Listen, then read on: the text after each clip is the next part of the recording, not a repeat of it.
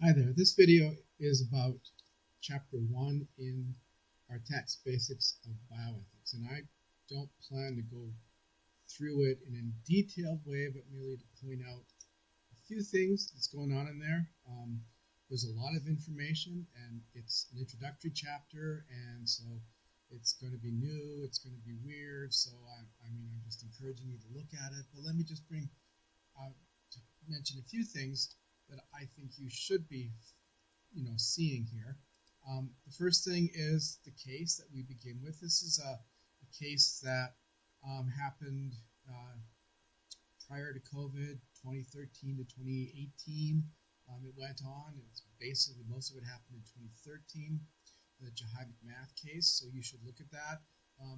The authors use this as a kind of a scaffolding to talk about the sorts of ethical issues that each of the chapters considers, at least up until chapter 9. So you want to have a pretty good grasp on this. We'll come back to this. What's interesting about this case is what it raises. Okay, so we're talking about ethical problems or dilemmas or issues, and those words can be used somewhat interchangeably, so I wouldn't worry too much about them right now. In this case, a little girl died. She was declared dead. Her parents didn't agree with that and wanted to do something different. And so if we're thinking about other ethical issues, and the chapter says there were several ethical choices. And they listed a bunch of them, so just look at them just for a minute. Is our definition of death correct? So do we have a definition of death? Yes. Is it something that we should be using? Should we be insisting on it? Do we have an obligation to require everybody to accept it, even if they don't want to accept it?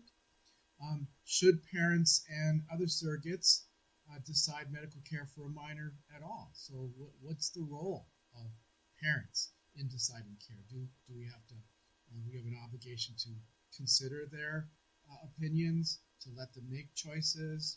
Do we have an obligation to stop them from making choices? So again, I'm giving you some examples of ethical questions, okay? You want to put words like should, or is there an ethical obligation? Is it ethically required that we do that sort of a thing? Is it ethically wrong? Okay. Appropriate care, excuse me, for terminal patients. Do we have any obligations, special obligations to people when they're terminal? Are we relieved of any obligations once a patient becomes terminal, which means they're going to die and in a relatively short time? Principles for using scarce medical resources. Do we have any obligations to use those in a particular way, to prefer certain people's needs over others? And then minority religious perspectives is another one. So I'll read through that, think about that. Again, we're not trying to answer them right now. We're just trying to give you an idea of the sorts of things that we're going to do in this class. Okay. Then the majority of the chapter is talking about something called the levels of moral or ethical discourse. Okay. So there's 4 of them, which is kind of nice: cases, rules and rights, normative ethics, meta ethics. Again, more terminology in there to read through, to start becoming familiar with. These are offered as means to assess and address situations like the Jahibic math situation. And one thing I will point out here, kind of an interesting piece about this, is what it's telling us about what ethics does. Okay, so it looks like there's 2 goals. So the goals of ethics, these levels of ethical discourse, are meant to provide people with ethical direction. So I'm thinking of a situation where I simply don't know what to do. What do I do? I want to do something ethical, but I'm just perplexed about what is ethically required of me. So that's a person starting at a square 1, maybe square 0. They know nothing. But interestingly enough, notice the other thing, and this is mentioned several times, and I don't know if you caught it, that the other thing that the levels of ethical discourse provides us is a means beyond ethical disagreement. So we got 2 situations. One situation where none of us knows what to do, and we're just looking for some way to analyze and figure out the case. But the other situation is we might have several people with several different views about what to do, and they're disagreeing.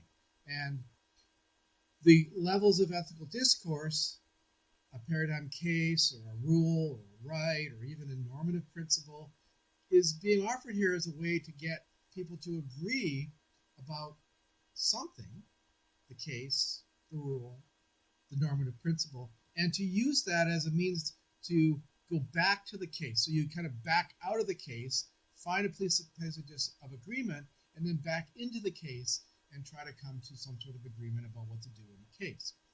So this is interesting, at least on a couple different levels. But one obvious interest is a lot of people are kind of frustrated by ethics. Everybody seems to disagree about ethics. How do you get past this disagreement? And ethicists are fully aware of this, and they're offering a means to get beyond that there is rationality here, and if we approach things rationally, we can achieve, perhaps, agreement amongst each other. So it's a good point to keep in mind about what we're trying to do when we're studying and learning ethics.